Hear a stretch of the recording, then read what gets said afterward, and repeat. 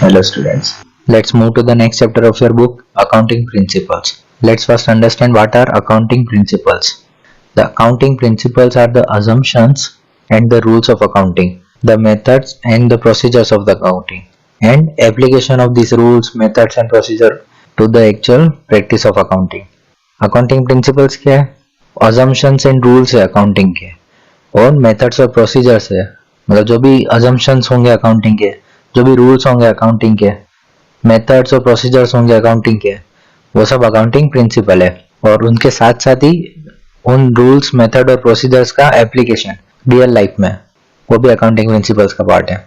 The general acceptance of accounting principle usually depend on how well it meets the following 3 basic norms. Accounting principle की general acceptance किस पे base करते हैं? Relevance पे, objectivity पे और फिजिबिलिटी पे। ये तीनों एक एक करके ध्यान से देखते हैं। पहला है relevance.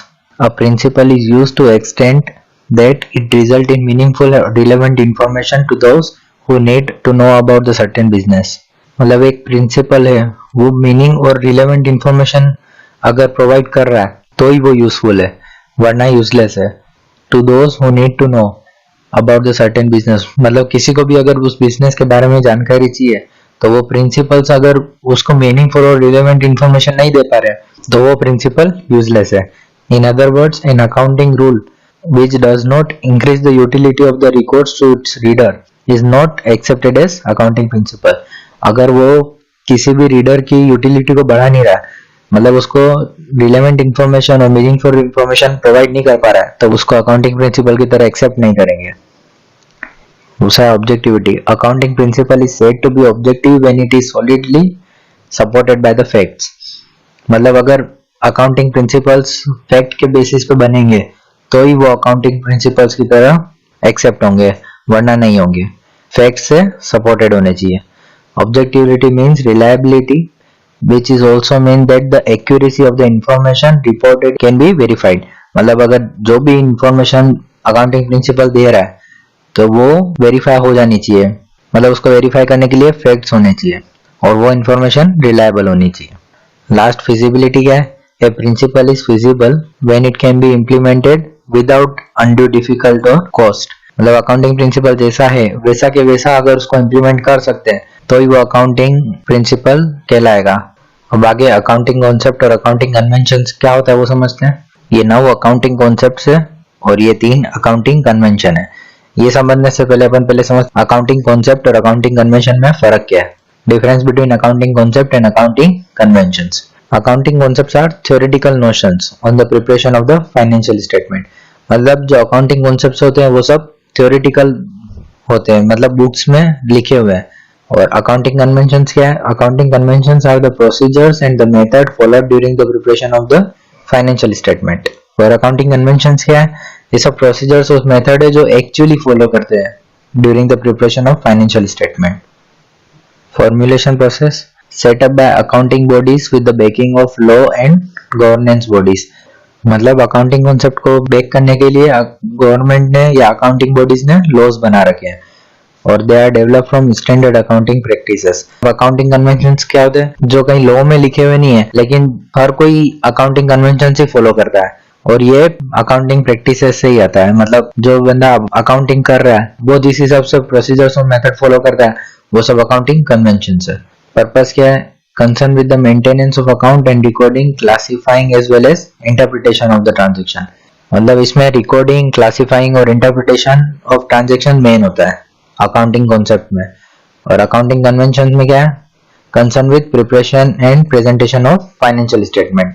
Accounting concepts recording, classify और इंटरप्रिटेशन, मतलब जर्नल, लेजर वगैरह उन सब से रिलेटेड होते हैं। और अकाउंटिंग कन्वेंशंस किससे रिलेटेड होते हैं? फाइनेंशियल स्टेटमेंट, मतलब profit and loss, balance sheet, उन सब से। अकाउंटिंग कॉन्सेप्ट लीगली रिकॉग्नाइज्ड है क्योंकि उसके लिए लॉ भी बना हुआ है। और accounting conventions lack formal and legal recognization, मतलब अकाउंटिंग कन्वेंशन में लीगल रिकॉग्निशन नहीं है। बायसनेस क्या है? There lack any possible chances for the personal judgement और बायस। अकाउंटिंग कॉन्सेप्ट में पर्सनल जजमेंट या बायस नहीं हो सकता है क्योंकि वो लॉ में लिखा हुआ है वैसा ही अपन को फॉलो करना है। लेकिन अकाउंटिंग कन्वेंशंस में क्या है? There is high probability of journal judgement और बायस। वो क्योंकि वो लॉ में नहीं लिखा हुआ है, वो पर्सन अपने एक्सपीरियंस से क्रिएट करता है। क्लियर है? अकाउंटिंग कंसेप्ट्स को अकाउंटिंग अजम्पशंस भी बोलते हैं। 9 थे, एक एक करके देखते हैं। सबसे पहला है गोइंग कंसर्न कंसेप्ट। इसमें क्या है?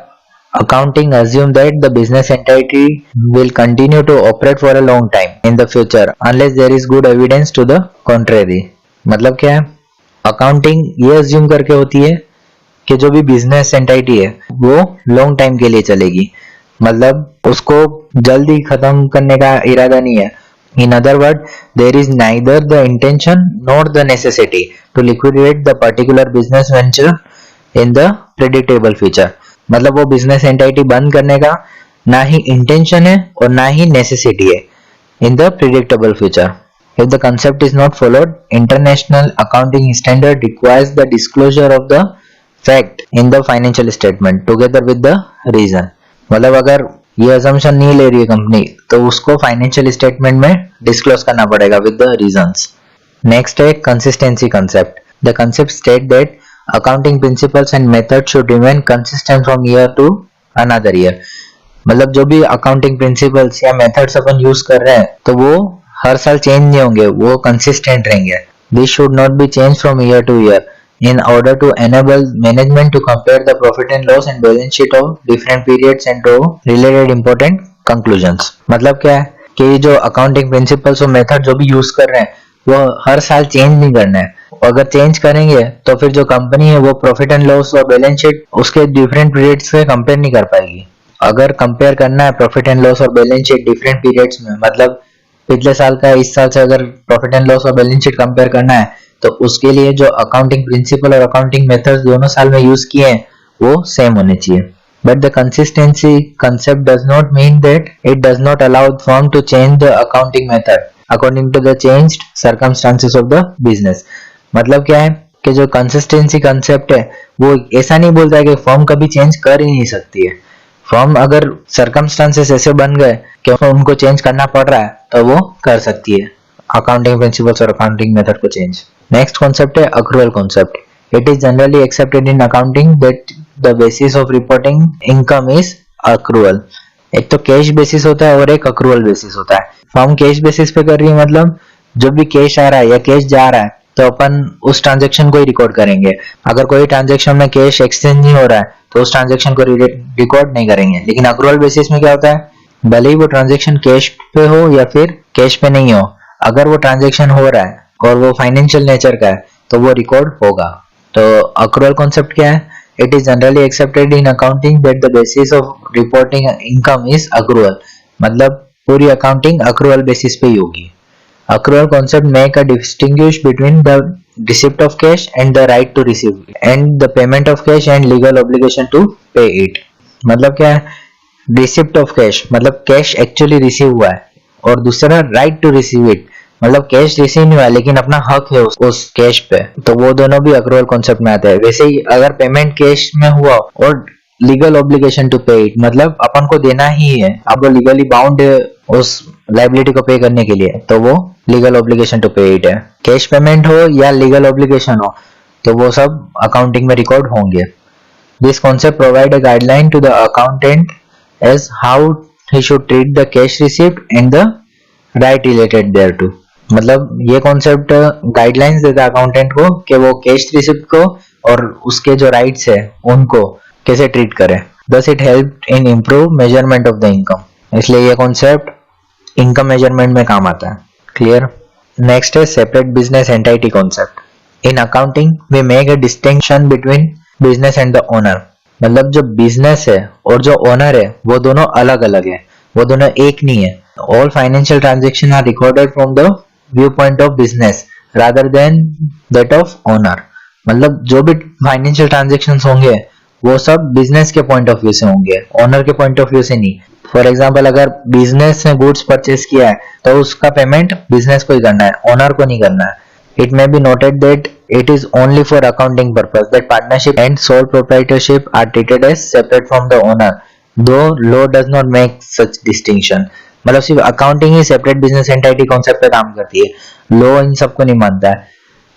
मतलब लॉ बिजनेस को और उसके ओनर को एक ही मानेगा। मनी मेजरमेंट कॉन्सेप्ट क्या है? In accounting, only those business transaction are recorded which are expressed in term of money. मतलब ऐसे ट्रांजेक्शन ही रिकॉर्ड करेंगे जिनको हम मनी के टर्म्स में एक्सप्रेस कर सके, मतलब उनकी मॉनेटरी वैल्यू निकाल सके. Transaction which can not be express in the terms of money are not recorded in the books of accounting. मतलब जिनकी भी अपन मॉनेटरी वैल्यू नहीं निकाल सकते हैं वो सबको अपन बुक्स ऑफ अकाउंट में रिकॉर्ड नहीं करेंगे. We must realize that this concept imposes two limitations. इसकी दो लिमिटेशन है. फर्स्ट क्या है, there are several facts which though very important to the business cannot be recorded in the books of accounts because they cannot be expressed in terms of money. For example, quality of products introduced by the enterprise. मतलब ऐसे बहुत सारे facts होंगे जो कि business के लिए बहुत इंपॉर्टेंट है लेकिन उसकी मॉनेटरी वैल्यू नहीं निकाल सकते, इसलिए वो रिकॉर्ड नहीं होते. जैसे quality of product introduced by the enterprise. अगर कोई एंटरप्राइज गुड क्वालिटी का प्रोडक्ट ला रही है तो वो बहुत ज्यादा इफेक्ट करेगा.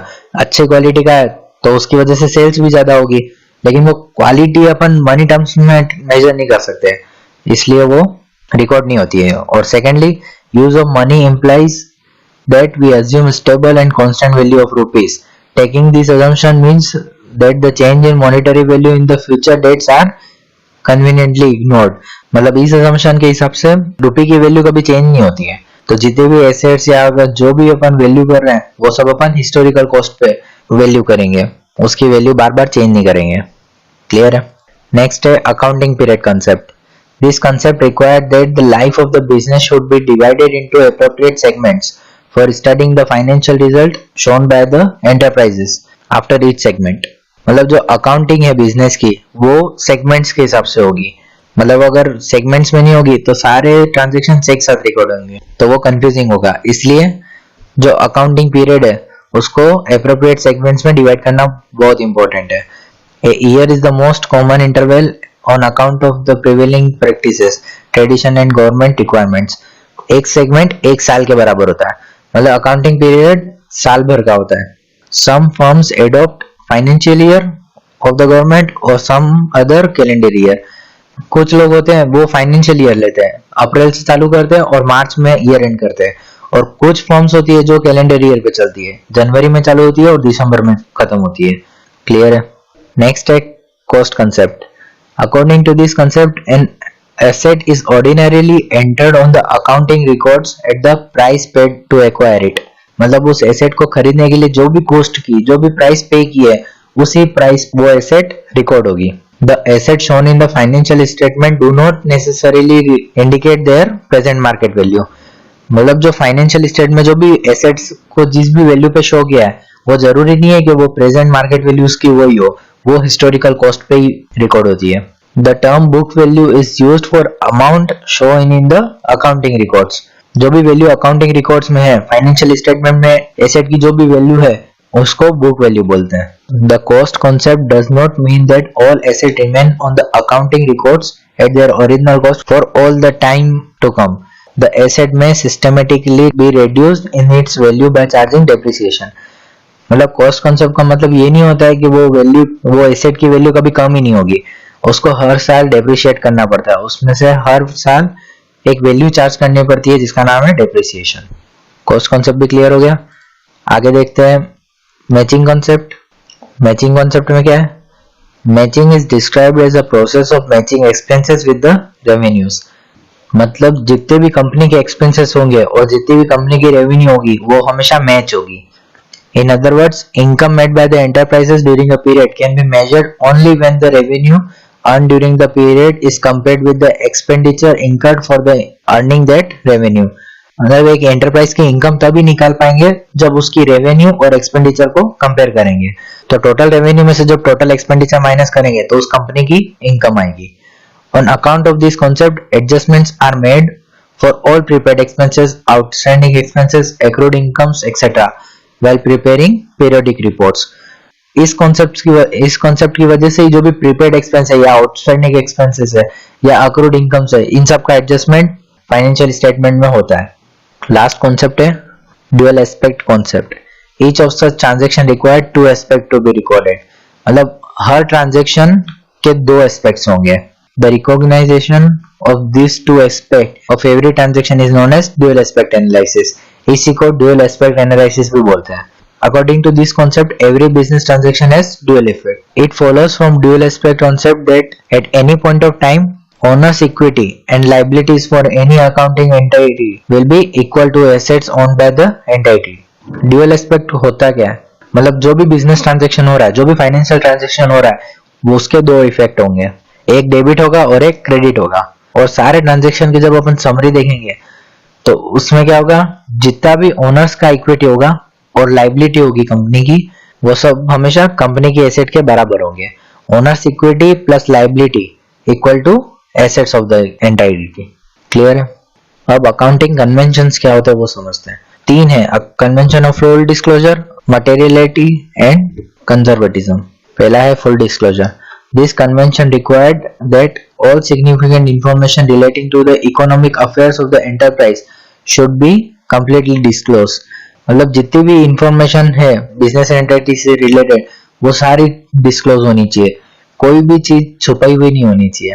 In other words, there should be a sufficient disclosure of the information which is of material interest to the user of the financial statement, such as proprietor, present and potential creditors, investor and others. मतलब financial statement का जो भी user है उसको उसके interest से related सारी information मिल जानी चाहिए, कोई भी मटेरियल फैक्ट डिस्क्लोज नहीं किए हुआ ऐसा नहीं होना चाहिए। Various items of fact which do not place in the accounting statement are shown in the balance sheet by the way of footnotes. मतलब जो भी बहुत इंपॉर्टेंट इंफॉर्मेशन है जिसकी वजह से यूजर को पूरी इंफॉर्मेशन नहीं मिले, ऐसे सारे फैक्ट्स और आइटम्स वो सब बैलेंस शीट के नीचे फुटनोट में लिखे हुए होने चाहिए। फॉर एग्जांपल कंटिंजेंट लायबिलिटीज अगर कोई है तो वो फुटनोट में लिखी हुई होनी चाहिए। कंटिंजेंट लायबिलिटी होती कौन सी है? A claim of a very big sum pending in the court against the enterprises.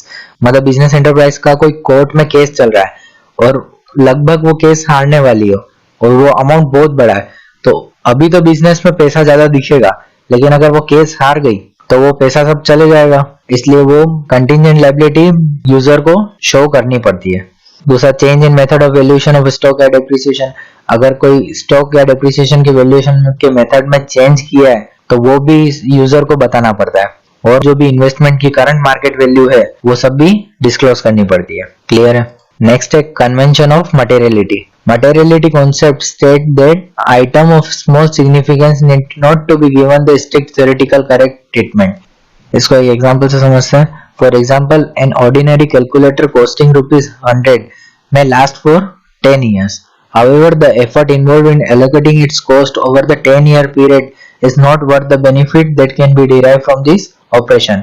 The cost incurred on calculator may be treated as expense of the period in which it is purchased. मतलब अगर एक 100 रुपए का calculator खरीद रहे हैं तो calculator तो 10-10 साल तक चलता है, तो अगर उसकी कॉस्ट को मतलब अगर उस 100 रुपए को अगर 10 साल के अंदर एलोकेट करने जाएंगे तो हर साल 10-10 रुपए आएंगे। हर साल 10-10 रुपए की एंट्री मारना बिजनेस के लिए पॉसिबल नहीं है। तो ऐसे जो छोटे छोटे ट्रांजेक्शन होते हैं उन सब पे अपन को स्ट्रिक्टली सारे रूल्स फॉलो करना जरूरी नहीं है। ये जो 100 रुपए का कैलकुलेटर था वो जिस साल खरीदा है उस साल ही उसको एक्सपेंस बता सकते। It should be noted that an item material from one party may be immaterial to another. मतलब ऐसा हो सकता है कि अगर किसी के लिए कोई आइटम मटेरियल है मतलब इम्पोर्टेंट है तो वो वही आइटम किसी दूसरे पर्सन के लिए इम्पोर्टेंट नहीं हो। Actually, there is no hard and fast rule to draw the line between material and immaterial events, and hence it is the matter of judgment of common sense. मतलब हर person अपने हिसाब से किसी भी चीज को मटेरियल या इमटेरियल बता सकता है, इसके लिए कोई हार्ड एंड फास्ट रूल्स नहीं है। क्लियर है? एक लास्ट कन्वेंशन है convention of conservatism. This concept required that the accountant must be followed the policy playing safe while recording the business transaction and event. मतलब जो भी अकाउंटेंट्स है उनको कंजर्वेटिव होना चाहिए। That is why the accountant follow the rules of anticipate no profit but provide all the possible losses while recording the business event. मतलब accountant को अगर फिक्स प्रॉफिट होने वाला हो तो भी भले ही उसको रिकॉर्ड करे नहीं करे, लेकिन जो हल्की सी भी पॉसिबिलिटी है लॉसेस की तो वो रिकॉर्ड करना ही पड़ेगा।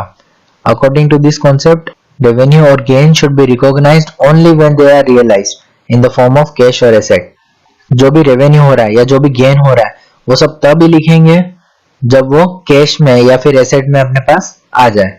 Further provision must be made for all non liabilities, expenses और losses, probable losses regarding all contingency should be provided for.